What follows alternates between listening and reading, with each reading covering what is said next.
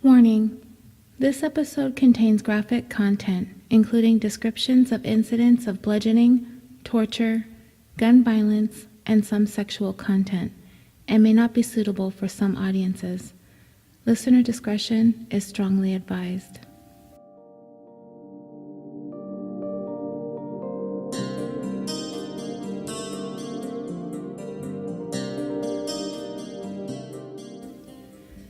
You might be wondering what the title of today's episode actually means.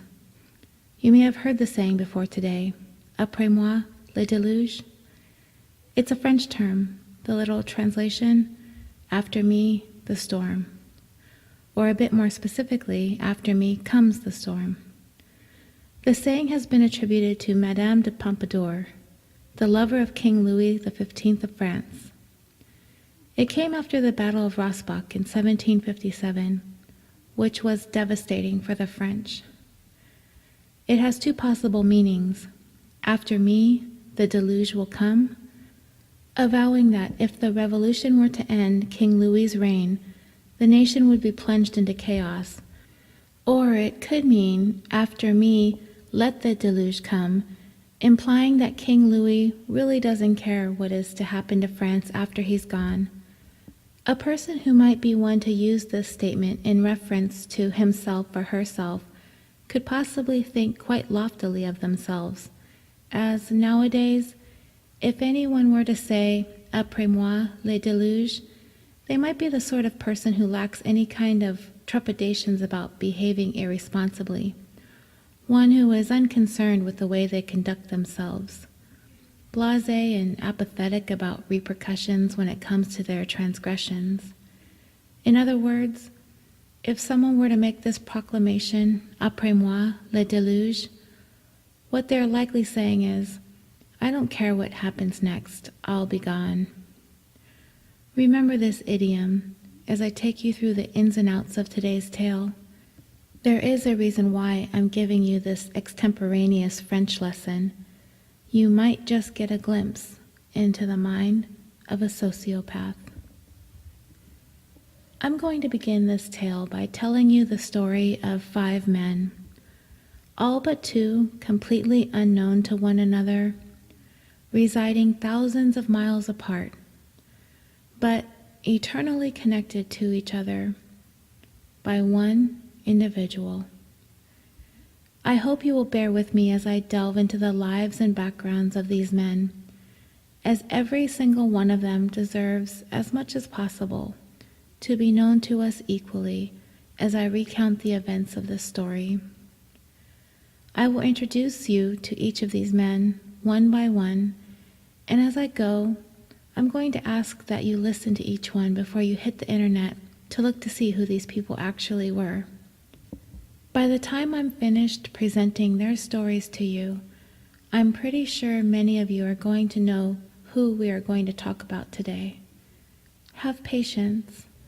It's important to me that you get to know each one of these men individually, and I deeply appreciate your attention to this. Now, we begin episode 4 of California Dreaming, the tale of Apres Moi le Deluge. Jeffrey Trail was born March 7, 1968, in DeKalb, Illinois, and he was the youngest of 5 children of Stanley and Ann Trail. His father was a retired mathematics professor who taught at Northern Illinois University, and his mother was a retired elementary school teacher. Jeffrey attended DeKalb High School, where he was a track star. He had a part-time job at the local airport and regularly attended Westminster Presbyterian Church, as his faith was very important to him. He graduated from high school in 1987, and after high school, Jeff went into the Navy and graduated from the Naval Academy in Annapolis in 1991. Being in the Navy was so important to Jeff. He was very proud. He was stationed in San Diego, California, and went to serve in the Gulf War, ranked as lieutenant. He left the Navy after 5 years of dedicated service. After the Navy, he decided to look into a career in law enforcement, So he began the process of beginning training with the CHP, or the California Highway Patrol, often referred to as CHIPS. For some reason, though, that could not quite be discerned online, it seemed that Jeff found he was disinterested in working or living in California for very much longer. So, in the fall of 1996, it was time for Jeff to move on to the next phase in his life. He accepted a job in Bloomington, Minnesota as district manager for Farrell Gas, a propane delivery company. Despite the fact he hadn't any experience working in the propane industry, his amiable personality, work ethic, and easygoing, caring disposition would carry him through. David Madsen was born October 16, 1963, to parents Howard and Carol Madsen, and he was one of 4 children raised in Barron, Wisconsin.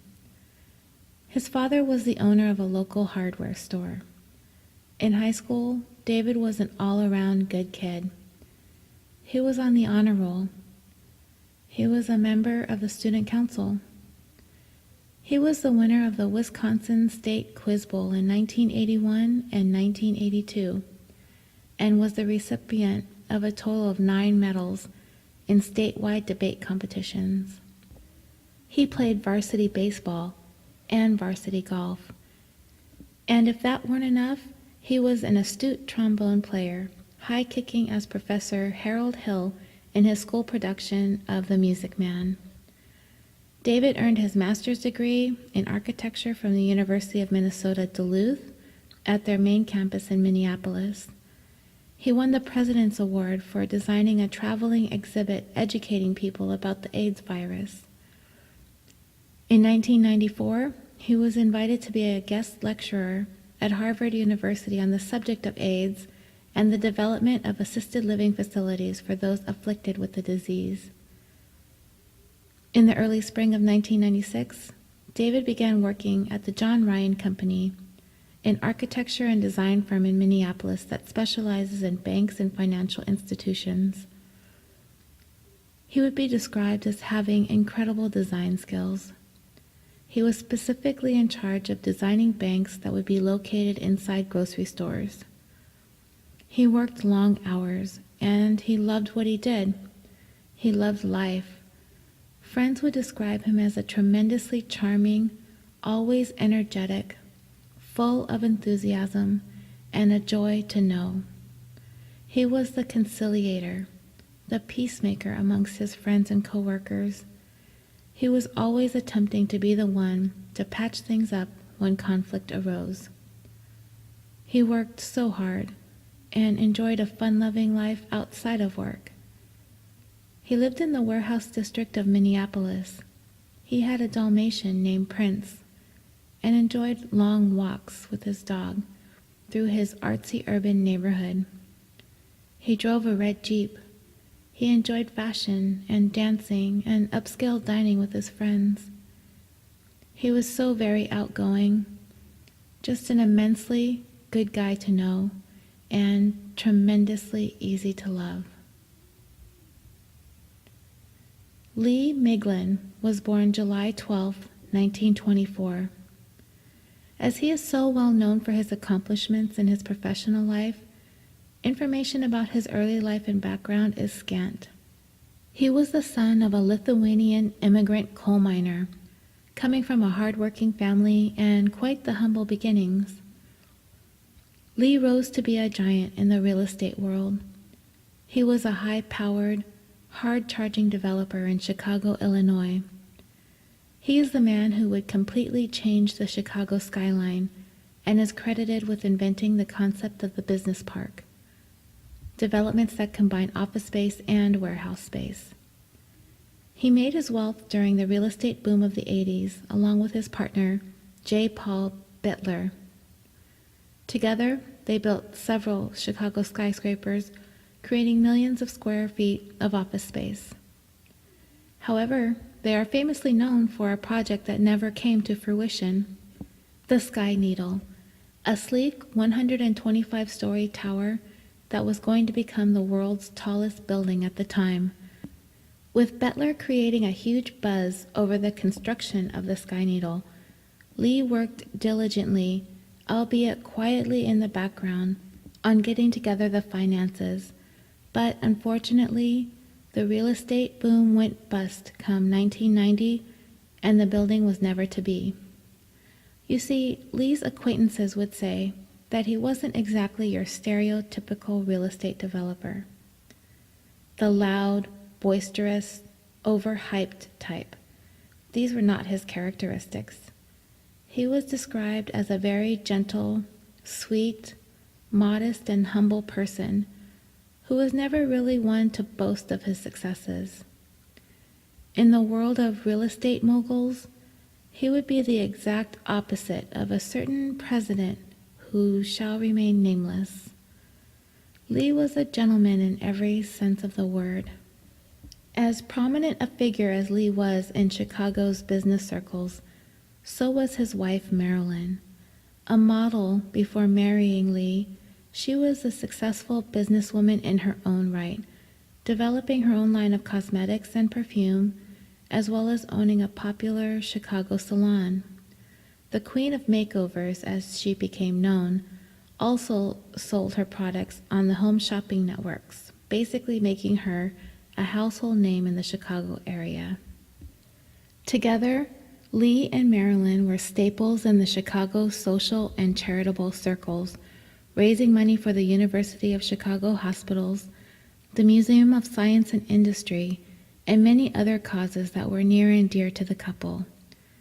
They had 2 grown children and lived together quietly and happily in a posh, 3-story brownstone on a lakefront neighborhood known as the Gold Coast. William Reese was born May 4th, 1952, and grew up in Vinland, in the heart of rural South New Jersey, and for years lived in nearby Bridgeton. He was an electrician by trade, but he grew weary of all the driving he had to do to get from job to job, day in and day out. He ended up working at Finns Point National Cemetery in Pennsville, New Jersey. William and his wife had a 12-year-old son, Troy. His wife was a librarian at an elementary school. The couple lived a sort of whimsical existence. They did puppet shows together. They made crafts together. He'd build, she'd paint. They sold their creations at craft fairs. They traveled together and participated in Civil War reenactments. They were creative, quirky, imaginative, and most definitely one of a kind. William is described as having an incredible respect for life, as well as for those who've passed on, which was most apparent in the way he invested himself into his work as the caretaker at Finns Point Cemetery. The historic preservationist to the adjacent Fort Mott State Park has stated that when William was at the cemetery, everything just seemed to sparkle.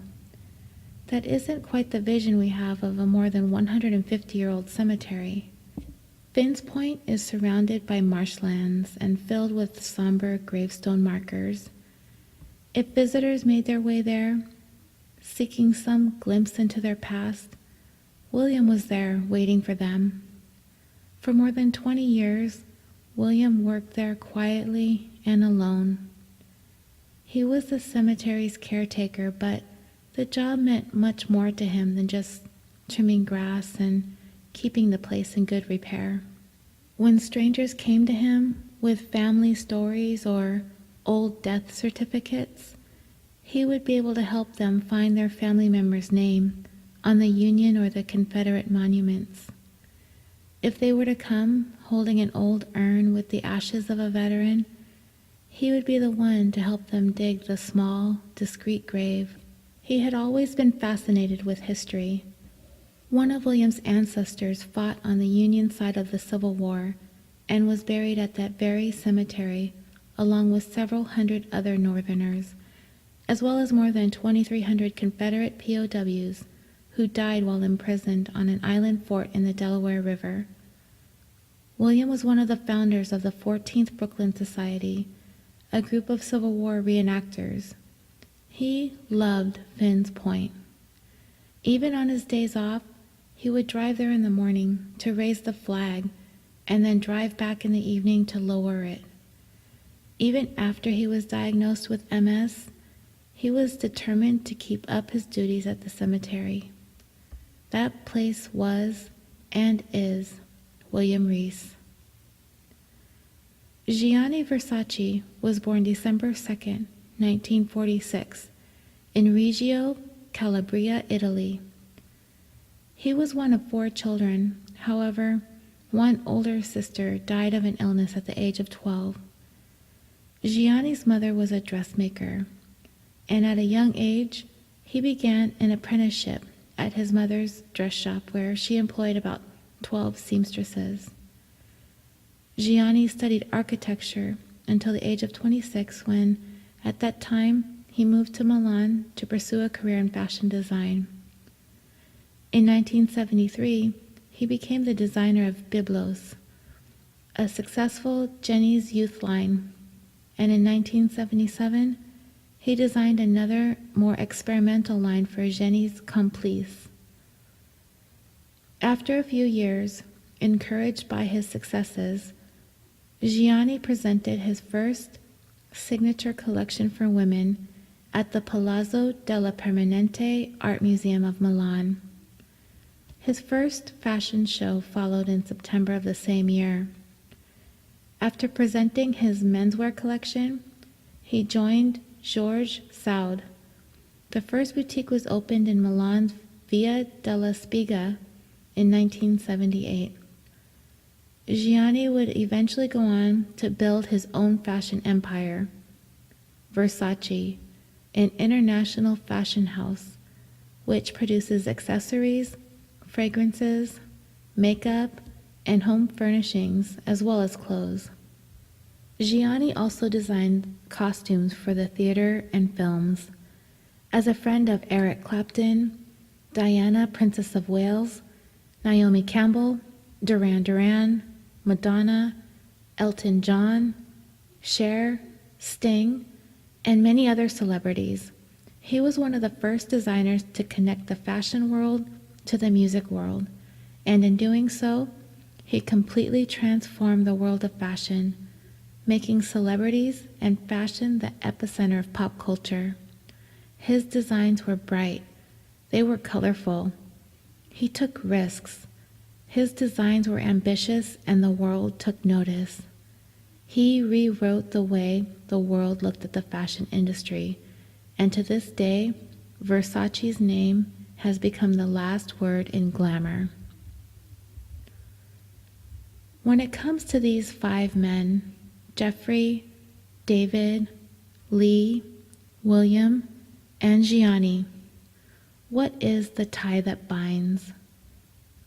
The story may slowly be creeping out of your memory banks, as it's been 20 years.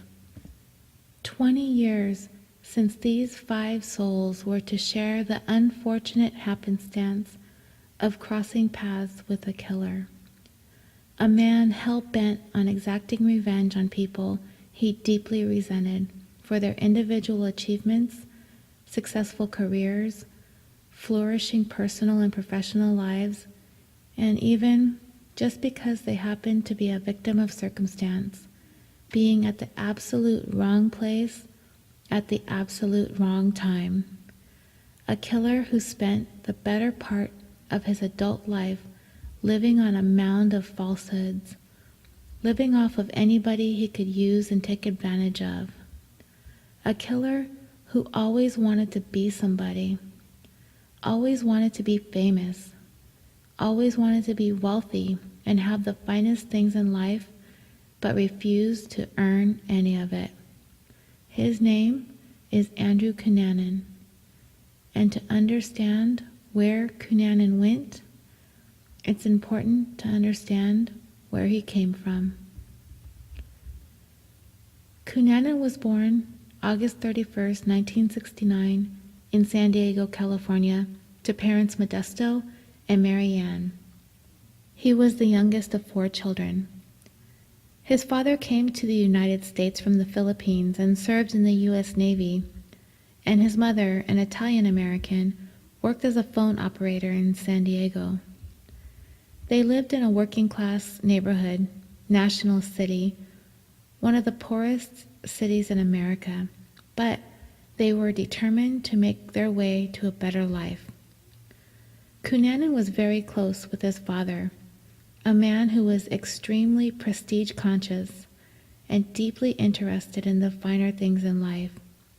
It was he who would cultivate these traits in his son. They lived this modest existence, but within Modesto, there was a strong drive to want and achieve more.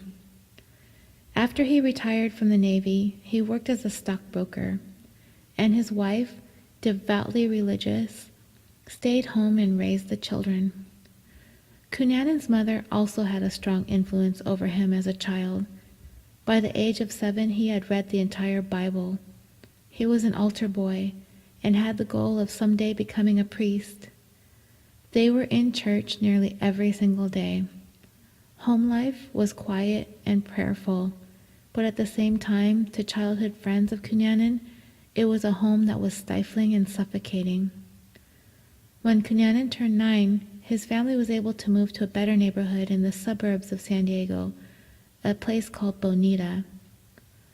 Cunanan's world was transformed, as the contrast between living in National City and living in Bonita was stark. Cunanan quickly began to change, completely immersing himself in these new, more affluent surroundings. If all the kids were drinking water, Cunanan was drinking Perrier. If the kids all had pennies in their loafers, he had dimes in his. In everything he did, he had to one-up everyone around him, and everyone around him needed to know about it. When Cunanan was a teen, his parents traded up again and moved to another, more esteemed suburb of San Diego, Rancho Bernardo. It was at this time Cunanan began to build his own personal house of cards. He began embellishing about what his parents really did for a living, like telling friends his dad was a sniper for the Filipino mafia. I don't think his friends really believed him, but tried to be polite about it. I don't think Cunanan cared either way. His exaggerations were mainly for his own enjoyment and ego. Cunanan's mother and father were also able to send him to one of the most prestigious private schools in the San Diego area, the Bishop School in La Jolla, at a cost of about $9,000 a year, and that was in 1983. Today's tuition starts at $12,300 for kindergarten through 5th and increases to $17,520 for high school. Cunanan would begin to rub elbows with San Diego's most elite, and this was exactly where he felt he belonged. As friends would recount, Cunanan was consumed with social status and being somebody famous. He craved money. He desired all the expensive things life had to offer, and at the same time, he always pretended to have more than he actually did. His friends would say that they knew all along that Cunanan was building a world that he wanted to live in, but none of it was real. It was all a fantasy dreamt up by Cunanan. His friends also knew, and as he made no secret of the fact that he was attracted to men. Some would report that as a teen, he began having liaisons with older, wealthy men. Most of his friends would describe his personality as colorful and exuberant. He was often so flamboyant and boisterous. However, some felt it was just another put-on. Even his homosexuality, they felt like, wasn't legitimate either.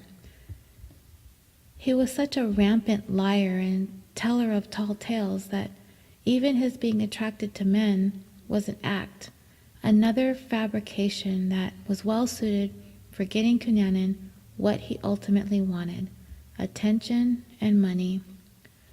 He graduated from the Bishop School in 1987, and for the class superlatives, no surprises here, he was voted most likely to be remembered.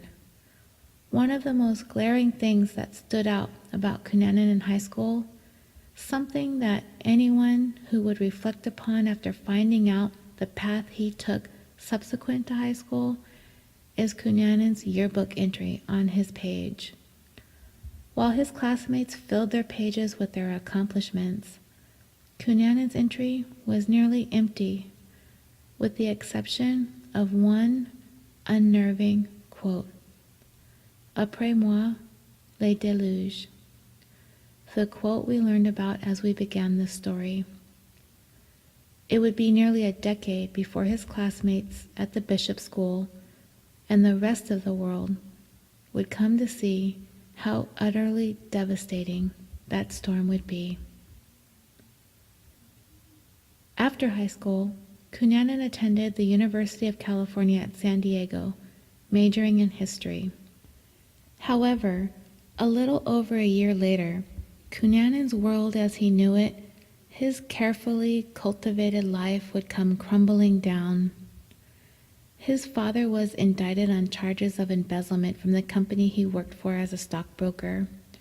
He absconded from the United States to the Philippines, becoming a fugitive. His mother was forced to obtain public assistance benefits, and soon after, Cunanan dropped out of college. He went to the Philippines to visit his dad, but hastily returned to the United States, completely appalled by his father's squalid living conditions. And with that, a switch flipped in Cunanan. He turned his back on the world in which he had grown up, the world that in a window of a year's time slipped through his fingers, and he would never look back. He would surreptitiously create a new life for himself, his new house of cards. And this new life would be centered around and furnished by older, wealthy, often closeted gay men. These men would take him to expensive dinner parties. Cunanan developed a routine while at these dinner parties. Today, you might describe it as trolling. He would seek out millionaires who were not openly gay.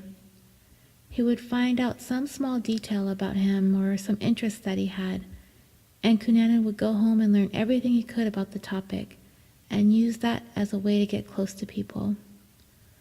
This was his way of continuing his climb up the social ladder, but not just by networking and social connections. He had basically become a gigolo. Cunanan would have one major benefactor at a time. I really dislike the term sugar daddy so much, so we'll go with benefactor. He would have one major benefactor at a time, and he was able to make these relationships last a long time by keeping their interests and keeping them happy. That was only part of Cunanan's game. He made friends close to his own age in San Diego's gay community of Hillcrest. This is where he would be the outrageous, fun-loving Cunanan that could cut loose, dance on tables, and buy rounds of drinks for the whole place with his benefactor's allowance. He thoroughly enjoyed being able to spend money on all of his friends, as he could be generous with not only his money but also his affections. His friends would say he would never greet anyone without an infectious smile, a huge hug, and a kiss on the cheek. Cunanan could not let people get too close to him, however. He had to keep a certain distance so he could keep up the facade he had created for himself. He had told people he was a designer or a model or an aspiring actor. He even reinvented his family of origin, telling people that his mother was often not around for him because she was too busy with her socialite duties or too involved in running fashion shows around the world, and that she shunned him out of her life. He'd also tell people that he was from a wealthy, prominent Jewish family, and that his father owned a home on the Riviera. He'd also spoke of having an ex-wife and a young daughter, even going so far as to producing a picture of this fictitious family standing in a beautiful house. Some knew him as Andrew Cummings, others as Andrew De Silva. His tales were boundless. So abundant were the falsehoods about his identity, it was almost as though Cunanan was an enigma. Nobody ever really knew who this man really was. A few people were able to get close to Cunanan. One was Jeffrey Trail. The two had a deep admiration for one another. They cared deeply for each other and developed a very strong and intense bond. However, Jeff's family would dismiss the idea that the two were ever romantically involved. They would suggest that Cunanan was borderline obsessed with Jeff. Whatever the truth is, whether they were romantically involved or not, I suppose at this point is irrelevant. Jeff's family were witness to some of the odd things that Cunanan would do while he was around Jeff. It was as if Cunanan idolized him. He'd copy his haircut. If Jeff grew a goatee, so did Cunanan. He'd wear the same fashions and buy the same accessories. Jeff initially found Cunanan to be fun, witty, and entertaining to be around, but eventually grew to become less fond of him. Jeff was set to move on in life. He was going to relocate to Minneapolis for the opportunity with the propane company, and he was embarking on a new relationship, and he made it clear that he did not want Cunanan to come. He was afraid that Cunanan would stir up trouble between himself and his partner. So Jeff left California and Cunanan behind. According to some of his friends, he was deeply hurt by this break in this relationship with Jeff, whatever the nature of it was. So much so that Cunanan became physically ill over it. He became despondent. It was another crumbling facet of Cunanan's world that would inch him closer to the edge. Another person Cunanan became close to was David Madsen, an architect coincidentally from Minnesota. The two met while David was visiting friends in San Francisco, and they soon developed a relationship. Cunanan would tell friends that Madsen was the love of his life. David, too, though, would eventually distance himself from Cunanan because of his supposed shady dealings he suspected him of. What it was, he could not have been sure. One thing was for certain, though. Cunanan could not support himself. He had no job. He had no income. All he had was the house of cards built on a foundation of untruths. While he was involved with David, Cunanan had taken up with wealthy businessman Norman Blatchford, a man in his late 60s who provided Cunanan with almost a $1 million home to live in and a $2,500 a month allowance. However, by the fall of 1996, Cunanan's relationships began to disintegrate. Not just one of them, all of them. One by one. David lost interest in Cunanan, and it can be speculated that part of the reason was out of fear. He couldn't figure out where Cunanan was getting all of his money. David thought it was very odd that Cunanan wouldn't give him a phone number to call or an address to visit. David began to have that gut feeling that something weird, possibly underhanded, was going on with him. Thus, he began to back off the relationship he had. This would be the first broken relationship to push Cunanan closer towards going off the deep end. At around the same time, Jeff was going to move to Minnesota with his new job opportunity, and it coincidentally was near where David lived. Cunanan was the one who suggested that Jeff get in touch with David when he gets there, so he can at least know one person when he arrived.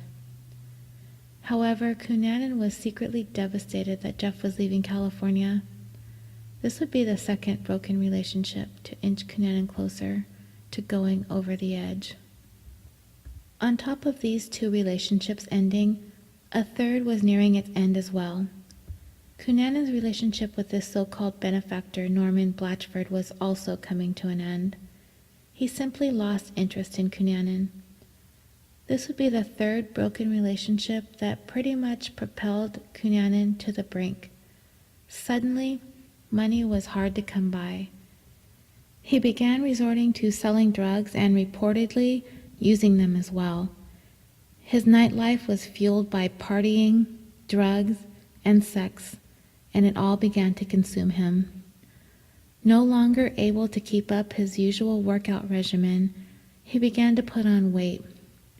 He found that he was no longer able to attract the kinds of wealthy men that he once had. He also started to suspect that he might have contracted the HIV virus. He also told some friends that he thought he had. Later it would be found that he did not have HIV. It may have been another one of those things to get him some attention and sympathy. Over the next few months, as Cunnanon's party-style life was becoming more and more difficult to maintain, he was also becoming increasingly jealous of Jeff and David's personal successes, which was in stark contrast to his own personal and financial circumstances. To make matters worse, he also suspected the two of having started a relationship with one another behind his back, an accusation they would vehemently deny. But Cunnanon was growing tired. He began to grow despondent. He was not simply going to sit idly by. He was going to do something about this. A seed planted in Cunnanon's mind, a plan that he was going to let percolate for a few months, driven by his jealousy and suspicions. In April of 1997, Cunnanon began to tell friends that he was moving to San Francisco, but he said first he had some business to take care of in Minneapolis. His friends in San Diego didn't think he'd stay away too long, but he told them, "Trust me, you don't know me. I won't be back." On April 26, Cunnanon flew to Minneapolis on a maxed-out credit card he begged to have the limit raised on so he could buy a one-way ticket to fly, first class naturally. The business he was supposedly going to take care of really wasn't business at all. He was determined to get to the truth behind the nature of Jeff and David's relationship. Cunnanon's rage was reaching a fever pitch. David, as it turns out, would be the one to welcome Cunnanon to Minneapolis. Despite warnings from mutual friends, David did not take any of their concerns seriously. He was more than happy to host an old friend, and on his first night in, David took Cunnanon out to dinner with some friends. They were immediately put off by Cunnanon's bragging about money and material things. He most definitely did not make for any good first impressions. For the most part, David was doing the best he could while hosting his visiting friend, but all of this was about to change. David and Jeff arranged to have a get-together along with Cunnanon on April 27th to address his suspicions directly. Their intentions were to put his mind at ease about the whole thing, to make it clear that there was nothing going on so Cunnanon could try and let it go. This plan would prove catastrophic. A heated argument ensued between Jeff and Cunnanon, which quickly escalated into violence. Just before 10 p.m., neighbors heard someone in the apartment scream, "Get the fuck out!" followed by loud thuds. Cunnanon had made his way into the kitchen, retrieved a hammer from a junk drawer, and right in front of a terrified David, proceeded to bludgeon Jeff about the head and upper body until Jeff's life came to a standstill. He was 29 years old. Later, it would be determined that the watch Jeff was wearing on his wrist came to a stop at 9:55 p.m., frozen in time at the moment he tried to defend himself against Cunnanon's hammer that came crashing down upon him. Why David would go on to agree to help Cunnanon with his subsequent cover-up of his activities is anybody's guess. But I would surmise it was likely out of fear and confusion. They rolled Jeff's lifeless body into David's Persian rug and devised a plan to leave the area and hide out from authorities. However, the moment that David failed to show up for work, his colleagues were immediately alarmed and reported David as missing. An investigation of his apartment revealed the horror of what had transpired there. a scene marked with Jeff's blood spatter, and Jeff lying dead inside, rolled up in that carpet. David and Cunanan fled Minneapolis in David's red Jeep. It is difficult to determine how complicit David was in the killing of Jeff. It did not appear that he made any attempt to flee from Cunanan, as the two men were seen by neighbors walking David's dog the day after Jeff was murdered. Police discovered overwhelming evidence of Cunanan's involvement in the killing, but a few days had passed and the two were gone, along with David's car. They could have been anywhere by then. 4 days after the discovery of Jeff's body, some fishermen discovered David's body floating in a lake 45 miles north of Minneapolis. He had been shot 3 times in the back of the head using a .40 caliber pistol that Cunanan had stolen from Jeff. David was 33 years old. Cunanan was now on the run, headed east in David's stolen red Jeep. Needed to ditch the car and find some money quickly, he made his way to Chicago and into the home of his next victim, real estate mogul Lee Miglin, who just happened to have the misfortune I spoke of earlier. The wrong place, the wrong time. On May 3rd, Cunanan gained access into Lee's home, where he tied him up and subjected him to horrifying acts of torture, which included wrapping his head completely with duct tape, punching, kicking, and stabbing Lee with garden shears, before finally sawing open Lee's throat with a small hacksaw. Following this brutal attack, Cunanan stole personal items from the house, including some clothes and gold coins, and made off again in an easterly direction in Lee's green Lexus. This third death was quickly linked to Cunanan as they found David's red Jeep parked nearby the Miglin home. Cunanan, whether out of arrogance or not caring, really made no effort to conceal his involvement in these murders. This made identifying him relatively simple. However, tracking him down was a race against the clock. He could be anywhere in the United States at this point. He was killing without hesitation, and it looked as though he was now doing it indiscriminately. The FBI was alerted, and they quickly launched a nationwide manhunt. They were initially able to track Cunanan's movements across state lines through the use of Lee's in-car cell phone in the Lexus. However, catching wind of this, Cunanan ripped the phone out of the car and ditched it somewhere in Pennsylvania. His trail went cold again.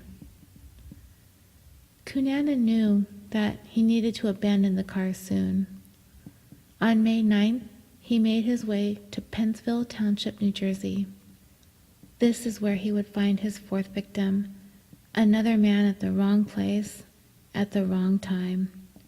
William Reese, the caretaker at Finns Point National Cemetery. He was shot and killed for only the keys to his truck. He was 45 years old. Cunanan ditched Lee's green Lexus at the cemetery, and basically running out of places to head east, he turned south. Next stop, Miami, Florida. Cunanan drove down to Miami in Reese's stolen truck, where he arrived the next day on May 10th. He took a long-term room rental in a beachfront hotel that had seen better days. His intentions were to settle in Miami and begin a new life for himself in South Beach. He started off being careful as to not be too conspicuous and attempted to be as low-key as possible while frequenting the gay night spots Miami had to offer. After all, the police were in the midst of a nationwide search for Cunanan. However, as days and weeks passed and people seemed none the wiser, he used his well-polished chameleon skills to blend in with the locals. His behavior began to grow bolder. Why was Cunanan able to spend several weeks in Miami virtually undetected? He made 3 cameos on John Walsh's America's Most Wanted, yet the manhunt was at a virtual standstill. Despite the fact that Cunanan was careless about trying to cover up his involvement in these 4 killings, that was offset by the mishandling of this case by law enforcement, who wasted several opportunities to apprehend Cunanan. In one incident, he was recognized in a Miami sandwich shop, but he was able to leave when he was recognized by one of the employees, but when he slipped away to call 911, the other employee handed Cunanan his sandwich and he casually strolled out back into the crowds before police were able to arrive. On another occasion, Cunanan pawned the gold coins he stole from Lee, which requires him to provide identification for security purposes, which he did. This information is automatically sent to local police in accordance with regulations designed to identify wanted felons, but somebody dropped the ball. The information was never followed up on, and the connection, it just was never made. Andrew Cunanan was officially added to the FBI's 10 Most Wanted list on June 12, 1997. As of today, there have been 514 people listed on the FBI's Most Wanted list. Cunanan's entry was number 449. He joined the ranks of some of the most notorious wanted criminals: mob boss James Whitey Bulger, serial killer Ted Bundy, James Earl Ray, the man who assassinated Dr. Martin Luther King Jr., and of course, terrorist and 9/11 attacks mastermind Osama bin Laden. Cunanan would remain on this list for 1 month. A little more than 2 months would pass before Cunanan would commit his 5th and final act of murder. Cunanan ostensibly met, and I use the term met loosely, Gianni Versace at Colossus, a now defunct gay nightclub in San Francisco. The encounter apparently occurred in the fall of 1990 on the dance floor of the club. The proprietor at the time distinctly remembers seeing Gianni and Cunanan at the club around the same time, and further remembers Cunanan bragging about having just met the fashion designer. There have also been reports that the two met in passing again in 1991 at the San Francisco Opera. Whether or not Cunanan and Versace ever really crossed paths or ever had any type of interaction or dialogue will likely never be truly confirmed. But one thing is for certain, the two would meet one last time in a violent encounter that Gianni Versace never saw coming.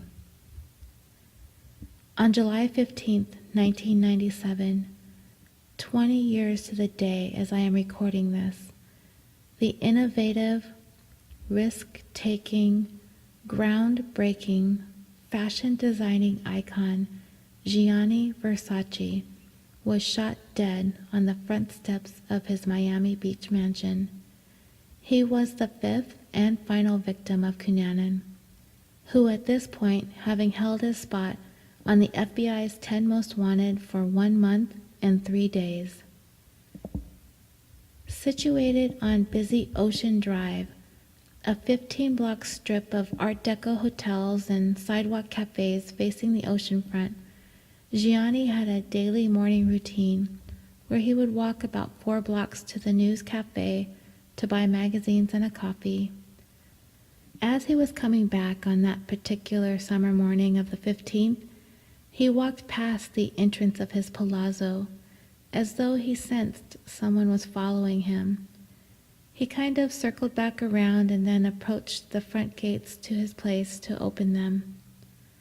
According to a witness, he was approached by a man, approximately 25 years old, wearing a gray t-shirt, black shorts, and a white hat. The man pulled out a gun and shot Gianni twice at point-blank range in the back of the head. Gianni fell to the steps of his home, where he lay bleeding to death. He was 50 years old. Police were nearby and quickly attempted to render aid. Several Samaritans, including Gianni's partner, Antonio D'Amico, tried to follow the suspected shooter, but were scared off by the man waving his gun at them and soon lost him in the bustling maze of foot traffic of Ocean Drive. In the moment that Gianni was shot by the stranger, there was no reason to suspect that his murder had anything to do with the trouble which had been terrorizing communities from Minneapolis, Chicago, and New Jersey throughout the spring due to the exploits of Andrew Cunanan. Despite having a spot on the FBI's most wanted list, the connection wasn't immediately made. Police were able to soon track Cunanan to the Normandy Plaza Hotel, only 1 block away from where he murdered Gianni. He had been staying there since May 12th. Had he been stalking Gianni for 2 months? Was he trying to memorize his routine so he could pick the perfect time of day to carry out his murderous plans? Who knows? Now that the killing was done, and the world is mourning the death of Gianni Versace, it begins to come to light exactly who it was that did this to him.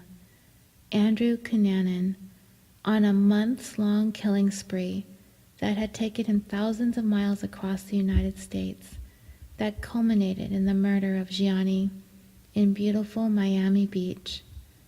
With this killing, fortunate for the families of the first 4 victims, as well as anyone else that may have come to cross paths with Cunanan, the manhunt intensified. The killing of Gianni brought about a more vigorous investigation. This included more than 1,000 agents from various law enforcement agencies across 4 states. Every single one of them hell-bent on bringing this man's violent streak to an end. He suddenly became the most hunted man in America.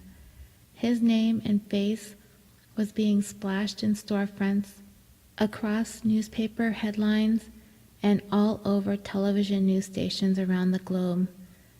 The kind of fame and notoriety he had spent his entire life chasing was finally his. For the first time in Cunanan's life, however, he had to lay low. There was not going to be any more going out, no more clubs, no more partying, no more drugs, no more living the life that he pretended his way through for 27 years. Killing Gianni forced him to go underground. He had to stay in hiding, and this was not easy for the outgoing social butterfly he'd always been. Thousands of tips were being called into Crime Stoppers from across the country, hundreds of them from Florida alone. But many of them seemed to be centered on a particular area of Miami where yachts and houseboats are docked, so police began to step up their surveillance in that particular area. Cunanan spent 9 days hiding in Miami Beach. Some of that time he spent in a houseboat he broke into. He was finally discovered inside by a caretaker who accidentally stumbled upon him. Authorities, already heavily patrolling the area based on the high volume of tips, were quickly alerted and a police assault team converged on the houseboat. As they did so, they shot tear gas through the windows of the boat, hoping to smoke Cunanan out. But as they did this, and as they were waiting for his surrender, they heard a single shot fired. Cunanan ended his own life with 1 bullet through the mouth, with the same gun that he had used to kill David, William, and Gianni. Police found him there, laying on the bed, with large amounts of blood coming from his ears, nose, and mouth, and the gun resting in his lap. He was surrounded by squalid conditions, similar to what I imagine he was so disgusted by when he visited his father in the Philippines all those years back. There is a video available online that shows the police videotape of the houseboat where Cunanan ended his life. You can see the conditions he was hiding in during the last days of his pathetic life, but I also believe you'd be able to see footage of Cunanan's body. I only watched a small part of it, up to the part where the camera panned over and up towards the top of the staircase. When the video reached the staircase, I clicked out. I really can't watch stuff like that, but if you'd like to take a look, it's out there for the world to see. The end result of a life gone so terribly wrong. One that began with so much promise in the beautiful backdrop of San Diego, California, that spiraled into a cross-country killing spree, ending in a rundown houseboat in Florida, alone and dead. A pathetic finale for a pathetic man. There are many questions about Cunanan that have been left unanswered. However, there may be one or two that can be debated. One question I've come across is, was this man a serial killer or a spree killer? Which elements of his crime set him apart from one or the other? It's a topic that's been debated by criminologists and other experts over the years. Some will say Cunanan fits the classic profile of a serial killer, while others insist that anyone calling Cunanan a serial killer is grossly misinformed and contend that he more fits the profile of a spree killer. From what I've read, I'm leaning more towards him being classified as a spree killer as well. The term serial killer describes lifelong sexual deviant psychopaths like Ted Bundy or Jeffrey Dahmer or John Wayne Gacy, all leading relatively normal, often mundane lives, all the while hiding secret acts of unimaginable violence and sadism. Their perverse proclivities began at a young age with behaviors such as violence towards animals or juvenile pyromania, and as they got older, they begin to commit more adult crimes. They obsess over a particular victim type, and they are highly repetitive and ritualistic. They also do their best to remain anonymous. None of these elements applied to Cunanan. He tends to best fit into the category of a rampaging spree killer, somebody who just snapped due to some kind of personal crisis and embarks upon a destructive, far-reaching reign of terror, leaving a variety of victims in his wake, sometimes having a grudge against a victim, sometimes other who are unfortunate victims of chance and circumstance. Another nagging question about Cunanan's killing spree. Why did all of this have to happen? There's enough we know about his background to formulate some kind of informed guess. The fact is, Cunanan was deeply disturbed and an embittered man, full of rage and resentment when his life suddenly fell apart. He found himself in this crisis that sent him off the deep end. Life had become an unbearable nightmare for Cunanan. For him, killing himself is only a part of the escape from life. He was determined to go out in a way that he would be remembered by. Scores needed to be settled, but he needed to take others with him, so he would not only be able to wreak vengeance on those he felt wronged him, but also the rest of the world. And what would be better than to be known as the one who murdered Gianni Versace? As we've woven through Cunanan's story, it's easy to see him reach a point where his excruciatingly hollow existence became too much for him to bear. Sigmund Freud once said that there are two requirements for a fulfilling life: love and work. Cunanan, he had neither. Everything in his life was superficial, artificial, and sexually exploitive. In his desperation to prove to the world that he was somebody, was his way of overcompensating for the fact that the opposite was true. He was a nobody. After his last benefactor dumped him, the realization of his nothingness really set in. At 27, he had nothing and he was nothing. He had reached the end of his rope and he snapped. Whether it was a frenzied jealousy or a drug-fueled rage, he lost it and he murdered Jeffrey. After that, knowing that there was no going back from what he had done, he went on to take 4 more lives, some for vengeance, others for convenience. Jeffrey Trail, David Madsen, Lee Miglin, William Reese, and Gianni Versace.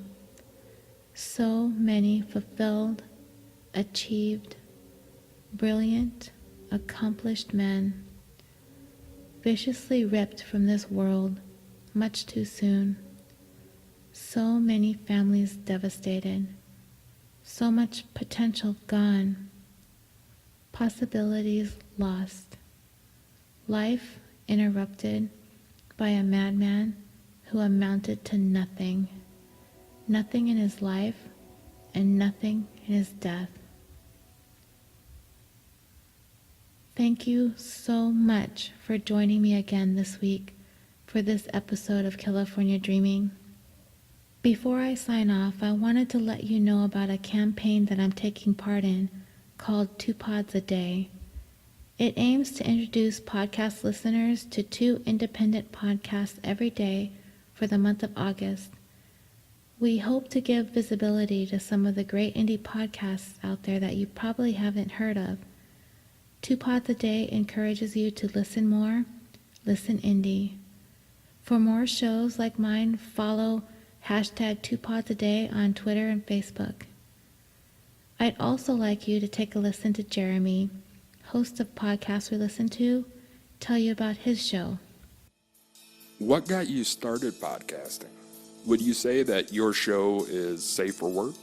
How would you describe your show to somebody who hasn't heard it yet? If you were trapped on a desert island with 1 person, 1 bottle of booze, and 1 book or movie, how would you fill those slots?